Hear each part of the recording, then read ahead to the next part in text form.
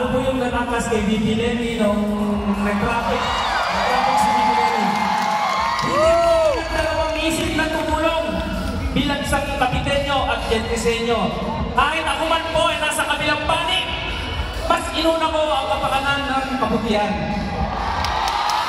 Sana po, supportan po natin ang lahat ng ating kapatanig, Bob Aquino, Kiko Pangilinan.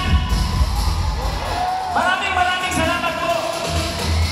Hello po sa inyong lahat!